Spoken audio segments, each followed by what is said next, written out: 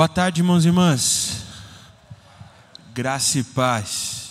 Como é bom estarmos aqui mais uma terça-feira, onde nós jejuamos e oramos por uma jornada feliz. Por isso, para estudarmos a palavra de Deus, gostaria de convidar os irmãos a abrirem suas Bíblias no livro de Atos, capítulo de número 1. Nós vamos ler do verso de número 6 ao verso de número 8.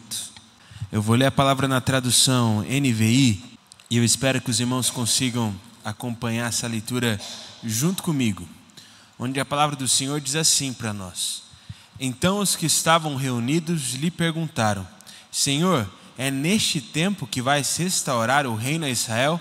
Ele lhes respondeu: Não compete a vocês saber os tempos ou as datas que o Pai estabeleceu pela sua própria autoridade, mas receberão poder quando o Espírito Santo descer sobre vocês, e serão minhas testemunhas em Jerusalém, em toda a Judéia e Samaria e até os confins da terra. Vamos orar mais uma vez? Feche seus olhos e baixe sua cabeça para que possamos buscar o Senhor. Senhor Deus Pai, nós te agradecemos, Senhor. Te agradecemos por esse dia, te agradecemos pelo seu amor, mas de forma especial nós queremos te agradecer pela sua presença que já está aqui nesse lugar. Por isso, nesse momento nós te pedimos, Espírito Santo de Deus, vem com poder sobre nós, quebranta os nossos corações, para que possamos ouvir e viver a sua palavra. É isso que nós te pedimos, em nome do Senhor Jesus. Amém. Irmãos, eu não sei vocês, mas eu amo esse texto que o Senhor Jesus fala para os seus discípulos sobre o que eles deveriam fazer antes de cumprirem a sua missão. Eu gosto muito desse texto, sabe por quê? Porque esse texto deixa claro para nós que não depende da gente. E a gente consegue perceber que a gente consegue ter cada vez mais frutos conforme a gente entende que não depende de nós, mas simplesmente de nos colocarmos à disposição do Senhor para que Ele venha fazer através de nós. E essa semana eu estava assistindo uma entrevista com um ator de televisão, ele já é um pouco mais velho, e ele disse que agora ele não é mais ator, agora ele se tornou um produtor executivo. Ele percebia que ele já não estava conseguindo papéis mais tão relevantes, e ele sempre gostou de estar ali nos bastidores dos filmes e das novelas que ele fazia.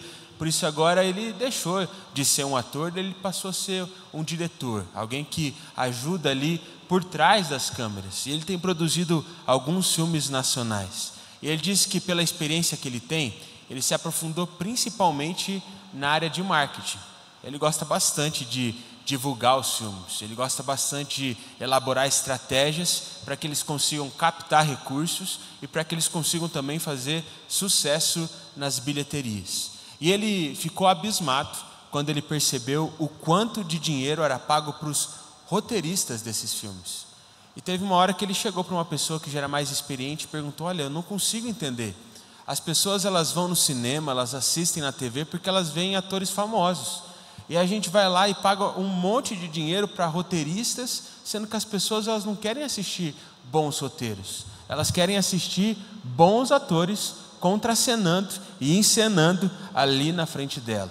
Mas chegou um momento ali em que aquele homem falou: olha, para um pouco, deixa eu te explicar uma coisa. Eu estou aqui há muito mais tempo que você, eu entendo por trás das câmeras muito mais do que você entende. E sabe o que eu tenho percebido nesses anos de trabalho? De que sem um bom roteiro, nem mesmo o melhor ator do mundo conseguiria ser um bom protagonista. Por isso pode ter certeza que enquanto eu estou dirigindo, eu vou continuar pagando os melhores roteiristas, porque com os melhores roteiristas, até mesmo os piores atores se tornam grandes protagonistas. E sabe o que eu tenho percebido, meus irmãos? Eu tenho percebido que em um mundo onde todo mundo quer ser protagonista, a gente como cristão, a gente deve reconhecer de que na verdade o roteirista que nós temos é o único protagonista que nós devemos ter. Muitas vezes quando a gente tenta ser protagonista das nossas próprias vidas, a gente esquece do roteirista de todas as coisas. E a gente acaba se complicando, cometendo erros, fazendo coisas que são erradas e muitas vezes colhendo as consequências disso.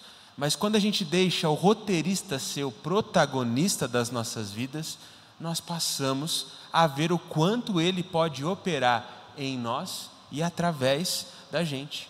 Por isso hoje o tema dessa mensagem é um pouco diferente. Hoje eu queria te ensinar, através desse texto de Atos, como nós podemos ser bons coadjuvantes. Porque quando nós nos tornamos coadjuvantes do roteirista de todas as coisas, é que nós passamos a ter fruto.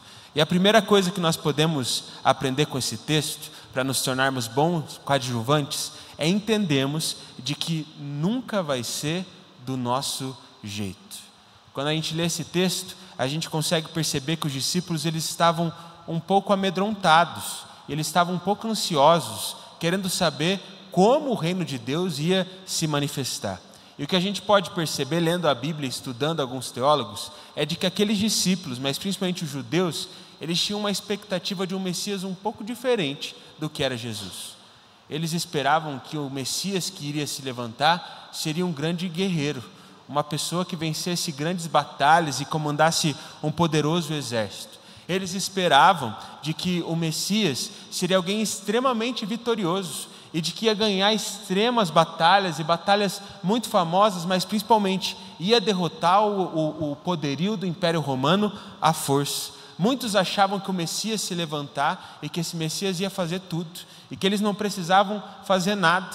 Mas o que Jesus apresentou enquanto estava em vida para os seus discípulos foi algo completamente diferente. Porque Jesus não estava por aí lutando qualquer tipo de guerra. Jesus, aos olhos dos homens, na verdade, ele pareceu derrotado, porque ele foi crucificado pelas autoridades da sua época. E o que Jesus mostrou para os discípulos é de que ele não faria tudo, mas de que a missão seria concluída se o povo decidisse se levantar. Naquele momento os discípulos entenderam de que sim, o reino de Deus seria estabelecido, mas de que não seria do jeito deles. E para a gente viver o reino de Deus nas nossas vidas, a gente também precisa entender de que não vai ser do nosso jeito. Quando nós nos entregamos ao Senhor, a gente percebe que o roteiro é dele e que no final o roteiro dele é muito melhor do que o nosso. Há um tempo atrás eu estava assistindo uma entrevista com um empresário e esse empresário ele foi perguntado pela pessoa que estava entrevistando ele qual foi a melhor coisa que já tinha acontecido na vida dele para que ele conseguiu tirar um aprendizado grande, um aprendizado que mudasse a vida dele como um todo. E ele disse, olha, você me perguntando agora, eu estou analisando aqui e na minha opinião, sabe qual foi a melhor coisa que já aconteceu na minha vida? Foi quando eu quebrei, foi quando eu fali, foi quando eu fiquei com nada mesmo, com R$0 na conta, cheio de dívida, devendo para Deus e o mundo. Sabe por que eu acho isso? Porque quando eu quebrei, eu percebi quem realmente estava comigo. As pessoas que estavam comigo só pelo dinheiro, só pela capacidade que eu tinha, elas sumiram. Mas as pessoas que realmente me amavam, elas ficaram. E sabe o que aconteceu? As pessoas que realmente acreditavam em mim, elas começaram a depositar esperança em mim, porque eu não tinha nada. Então eu percebi que as pessoas que estavam me abraçando, eram as pessoas que realmente acreditavam no meu potencial. Consequentemente, foi aí que eu fiz os meus melhores sócios, foi aí que eu fiz os meus melhores negócios, e foi aí que eu comecei a crescer. Sabe por quê? Porque eu fali. Naquele momento eu entendi de que na abundância a gente tem quantidade, mas é na escassez que a gente percebe a qualidade. E por encontrar pessoas de qualidade ao meu redor, e as pessoas ao meu redor verem a minha qualidade, eu cresci. E consequentemente as coisas se tornaram melhores para mim. Pode parecer estranho o que eu vou falar, mas normalmente no roteiro de Deus a gente fracassa. Normalmente no roteiro de Deus as coisas não dão certo 100%, longe disso.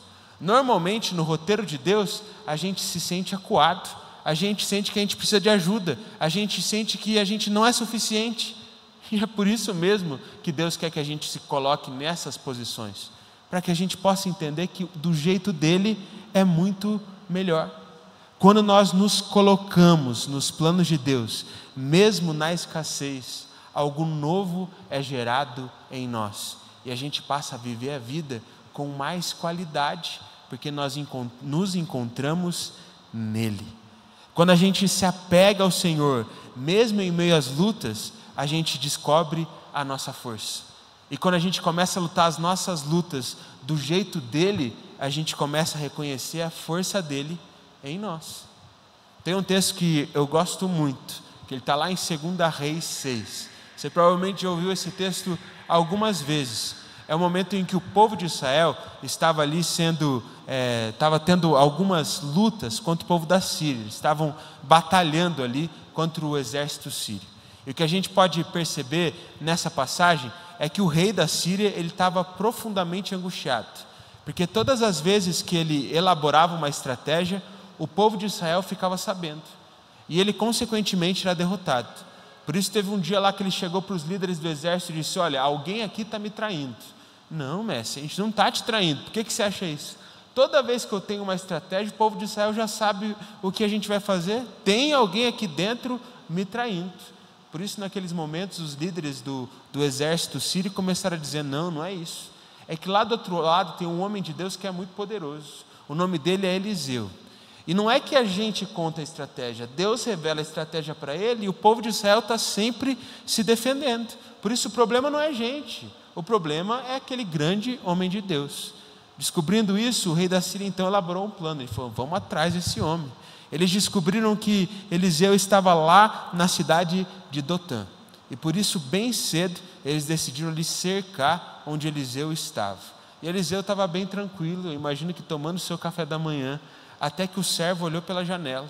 E quando o servo olhou pela janela, ele ficou extremamente amedrontado, porque ele viu as tropas sírias ali, e naquele momento ele olhou para Eliseu e disse: Senhor, vieram pegar a gente, está tudo perdido.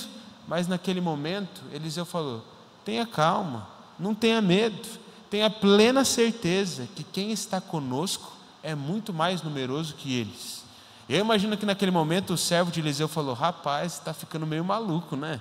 Não tem ninguém aqui, só tem eu e ele. Até parece que a gente é mais poderoso ou mais numeroso do que o exército que está contra nós. Tem um monte de gente ali do lado de fora. Mas naquele momento Eliseu orou para que os olhos daquele homem fossem abertos. E o que a Bíblia diz é de que naquele momento ele viu o exército celestial de Deus e os seus cavalos de fogo, e ele não teve mais medo. Naquele momento Eliseu saiu, orou para que Deus cegasse aqueles homens que estavam atrás dele, e foi isso que aconteceu. E ele disse: olha, vocês vieram no lugar errado, eu vou levar para onde esse grande homem de Deus está. E Eliseu levou eles para dentro de Samaria, onde o exército de Israel estava esperando eles, e naquele momento todos aqueles homens da Síria foram derrotados, porque um homem de Deus reconhecia que quem estava do lado dele era muito mais poderoso do que qualquer exército e de qualquer dificuldade. Muitas vezes a gente se perde na vida porque a gente se parece com o servo de Eliseu e não com Eliseu. Quando os problemas batem na nossa porta e a gente consegue ver eles pela janela, a gente fica desesperado, amedrontado. Mas se a gente fosse como Eliseu, os nossos olhos seriam abertos e a gente ia perceber o quanto o Senhor é poderoso, e a gente ia notar de que se Ele está do nosso lado, nenhum inimigo pode nos derrotar. Quando nós buscamos a Deus nos momentos em que a gente se sente pressionado, a gente percebe o quanto Ele é poderoso, e se a gente se entrega ao jeito dEle, nós nos tornamos livres e prontos para vencermos as nossas batalhas.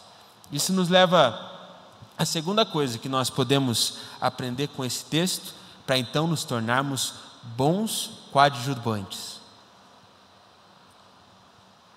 Entender que o verdadeiro poder vem de Deus. Uma coisa que eu acho muito interessante nesse texto que nós lemos é de que Jesus olha para os discípulos e ele fala ali no início de Atos 1 aquilo que eles deveriam fazer. E eu imagino que os discípulos já estavam ali comprometidos com aquela visão de fazerem discípulos. Eu imagino que eles já estavam traçando rotas, eu imagino que eles já estavam ali preparando pregações, eu imagino que eles já estavam pensando em fazer algumas coisas para fazer discípulos do Senhor. Mas o que Jesus diz para eles é de que eles deveriam esperar em Jerusalém até que eles fossem revestidos de poder. Mais ou menos o que Jesus está falando aqui para eles é: olha, pega todos esses planos que vocês têm aí e não façam nada, só esperem no Senhor. E sabe por que eu acredito que Jesus queria que aqueles homens entendessem aquilo bem no início da caminhada? Para que eles pudessem entender de que mais importante do que ter algum tipo de poder é ser revestido pelo poder que vem do alto. quando a gente espera em Deus, o poder dele opera nas nossas vidas. Se tem uma história que tem falado demais comigo nessa última semana, é a história de Noé. Eu estou fazendo um curso agora e eles estão passando ali um roteiro de leitura bíblica. E eu estou lendo Gênesis novamente e agora a gente começou a ler também o livro de Jó. E eu acho muito interessante a história de Noé. Eu realmente queria, de alguma forma, poder olhar ali para aquela história, estar participando daquela história, porque eu percebo que Noé foi um homem muito corajoso. Porque a missão de Noé era uma missão muito grande, reconstruir a humanidade. Deus, ele percebeu ali de que as pessoas estavam se desviando dos seus caminhos, de que as pessoas não estavam mais atentas à voz dele, por isso decide levantar Noé.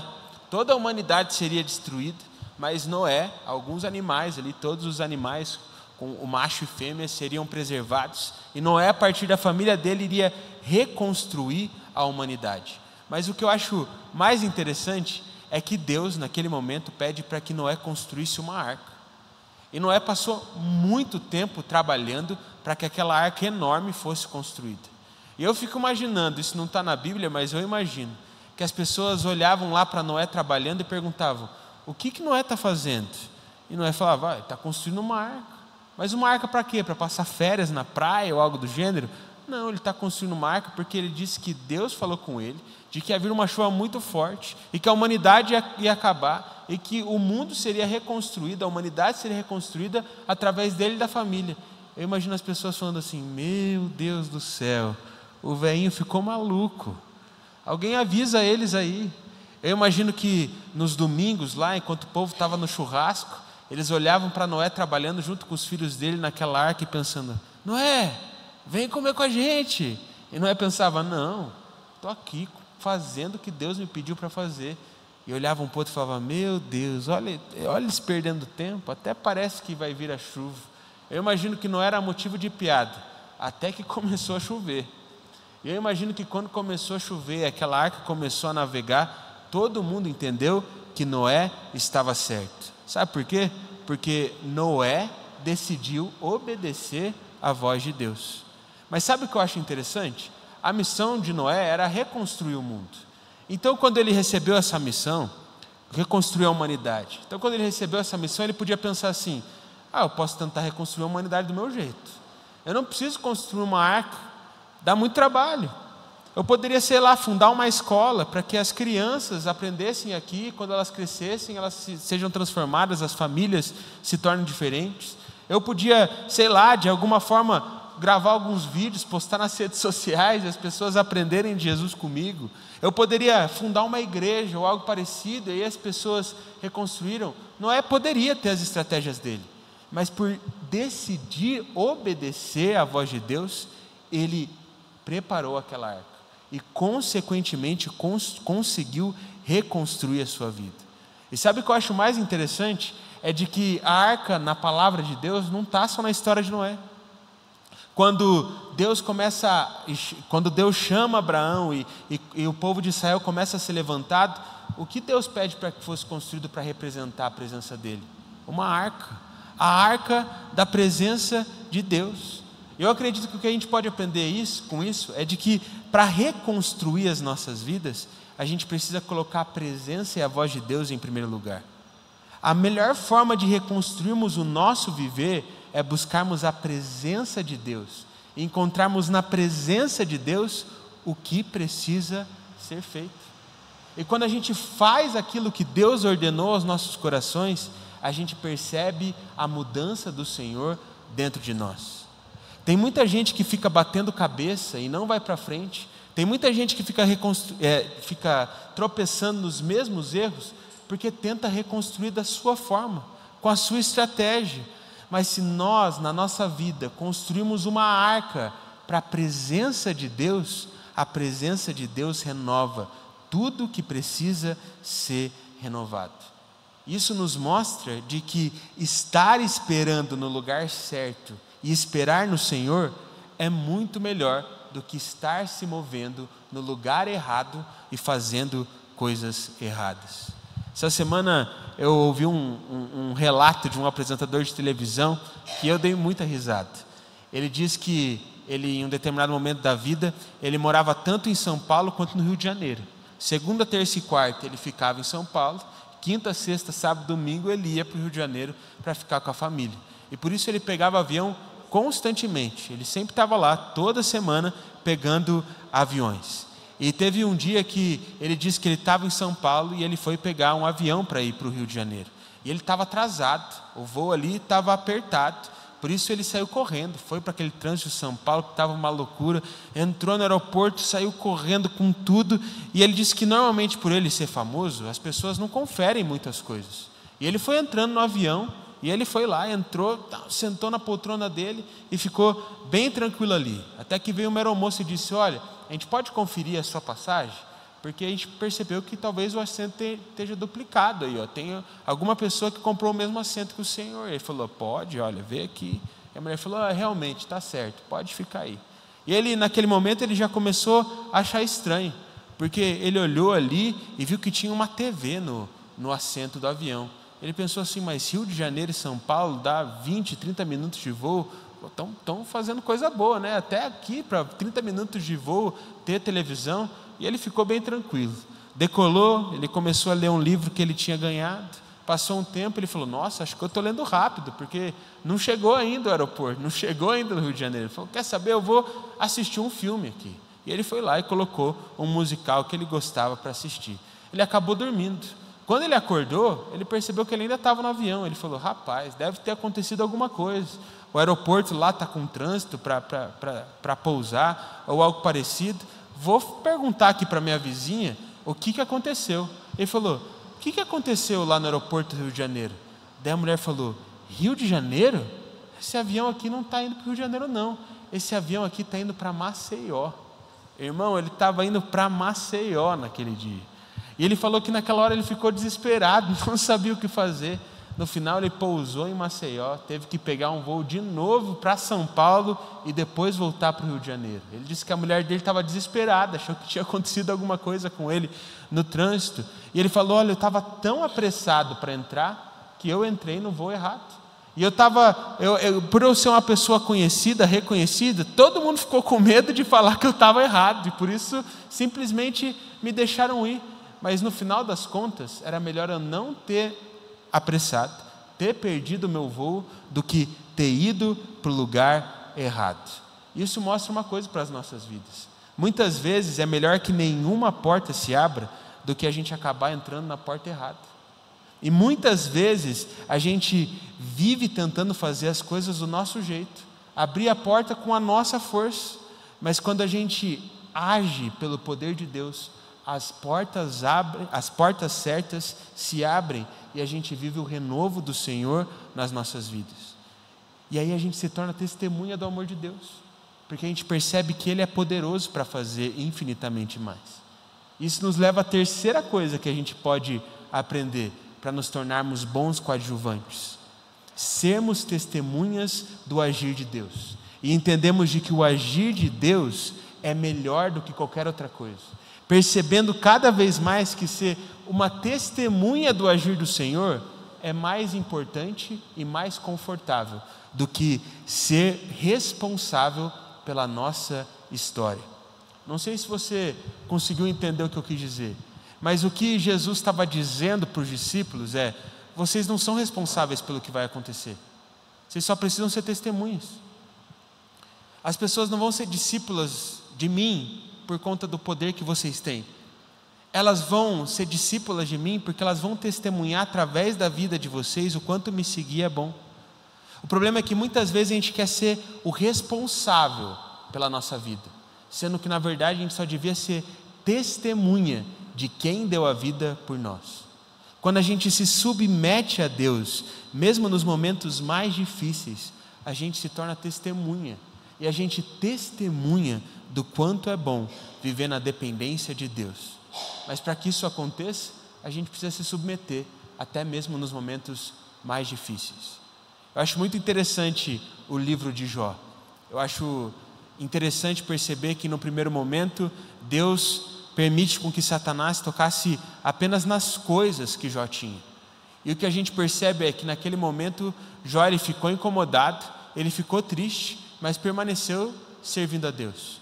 Mas o que deu errado mesmo, o que fez Jó se sentir muito mal, foi o momento que Deus tocou a vida de Jó. Foi quando Deus tocou a saúde dele mesmo. E sabe o que eu percebo? O que eu percebo é que muitas vezes a gente se dá mal, porque a gente fica tentando proteger as coisas que a gente conquistou. Mas mais do que proteger as coisas que a gente conquistou, a gente tenta se proteger da ação de Deus. Porque muitas vezes Deus quer que a gente passe por vales, por momentos de dificuldade, por momentos complicados, porque Ele quer tocar a nossa vida.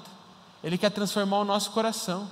Mas a gente fala, não pode, não tem.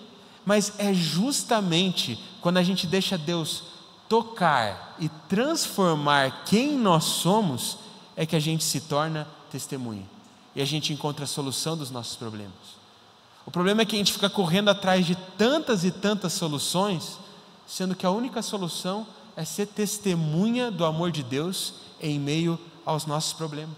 A verdadeira solução é ser transformado pelo Senhor em todo o tempo e em todos os momentos, até mesmo nos mais difíceis. O problema é que as pessoas, elas têm fugido disso. Esses dias, essa semana, eu estava vendo uma briga que estava acontecendo no grupo de WhatsApp lá do meu condomínio. No condomínio de vocês tem isso também? Eu comecei a perceber lá umas brigas que estavam acontecendo. E eu vi que tinha assim 200 mensagens. Eu falei, rapaz, deve ter acontecido alguma coisa importante. Não era alguma coisa importante, era a briga mesmo. E aí o povo começa a se comunicar. E a briga começou porque uma mulher reclamou que o porteiro não ligou para ela quando a encomenda do iFood dela chegou. E aí algumas pessoas começaram a defender o porteiro. Só que aí elas começaram a brigar uma com as outras.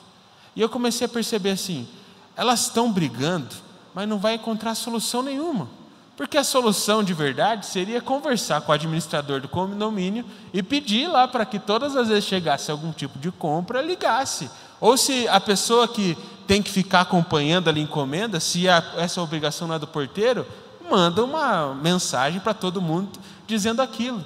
Mas aí você deve estar pensando assim, Juninho, por que você não falou alguma coisa? Fala você lá no grupo, né? Se é pastor, falou, eu não, irmão, eu estava lá me entretendo, me divertindo com a briga das pessoas. Estou brincando, não estava me divertindo não. Estava um pouco sim, mas nem tanto. Mas o que eu estava querendo dizer é, por que eu vou me meter? Sendo que as pessoas estão procurando mesmo briga ao invés de solução. E muitas vezes a gente não percebe, mas a gente faz a mesma coisa nas nossas vidas. Ao invés de encontrarmos soluções, a gente fica arrumando cada vez mais problema por fugirmos da única solução. Entregarmos a nossa vida totalmente ao Senhor e nos submetermos a Ele. Muitas vezes a gente encara problema porque a gente está fugindo dos braços do Senhor Jesus. A gente quer fazer as coisas com o nosso poder e por isso não testemunhamos do amor de Deus, porque queremos que as coisas sejam feitas do nosso jeito. Mas no final das contas, a gente é só protagonista, a gente é só coadjuvante. E quando a gente se rende ao verdadeiro roteirista, é que a nossa vida passa a caminhar. Para encerrar, eu ouvi uma frase esses dias que ficou bastante no meu coração, assim, eu fiquei refletindo bastante sobre ela. E era uma frase que dizia de que a cópia é o verdadeiro elogio. E eu não entendi muito bem no primeiro momento. E a pessoa começou a explicar essa frase. Ele diz que se alguém um dia chega para você e fala que você está vestido muito bem, ela pode estar mentindo. Mas a pessoa que olha para você e usa a mesma roupa que você vestiu, é porque ela realmente gostou da forma como você se vestiu. Ele fala que tem muita gente que na estratégia ali no mercado de trabalho, no mercado entre empresas, copia a estratégia um do outro. E ele falou que ele não ficava mais bravo quando as pessoas copiavam a estratégia dele, porque a cópia é um verdadeiro elogio. Isso significava que ele estava no caminho certo. E sabe o que eu quero dizer com isso? O que eu quero dizer com isso é que tem muita gente que gosta de elogiar Jesus. O Senhor Jesus é maravilhoso. Não é amor igual ao amor do Senhor Jesus. Como o Senhor Jesus é bom, mas não copia o que Jesus está fazendo. O verdadeiro elogio é copiar. Então, se nós realmente queremos elogiar o Senhor Jesus, se nós realmente queremos adorar a Ele com aquilo que nós somos, nós precisamos copiar aquilo que Ele fez, nos rendendo totalmente ao poder de Deus, fazendo as coisas do jeito dEle, para que a gente possa ser testemunha do Senhor todos os dias da nossa vida. Amém? Que a gente possa se render ao senhorio de Deus e que Ele possa fazer coisas maravilhosas em nós e através de nós. Vamos orar? Feche seus olhos, baixe sua cabeça. Se você de alguma forma sentiu no seu coração que você precisa deixar o seu jeito e fazer as coisas do jeito do Senhor, se você quer ter vitória em alguma coisa aí na sua vida que você não sabe como vencer, você fala: Deus, eu preciso que o Senhor me ajude. Eu queria que você colocasse as suas mãos para frente. Se essa palavra falou com você de alguma forma, eu quero fazer uma oração pela sua vida. Senhor Jesus, eu te agradeço, Pai. Eu te agradeço pelo seu amor, pelo seu cuidado e por tudo aquilo que o Senhor tem feito nas nossas vidas.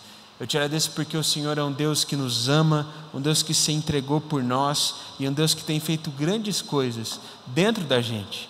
Por isso eu peço, Pai, para que cada dia mais a gente possa se submeter ao poder do seu Santo Espírito e para que através do seu poder a gente viva todas as maravilhas que o Senhor preparou para nós. Pai, nesse dia nós decidimos nos submeter na sua presença, nos submeter ao Senhor e te pedimos para que o Senhor venha realizar o impossível em nossas vidas. É isso que nós te pedimos em nome do Senhor Jesus. Amém.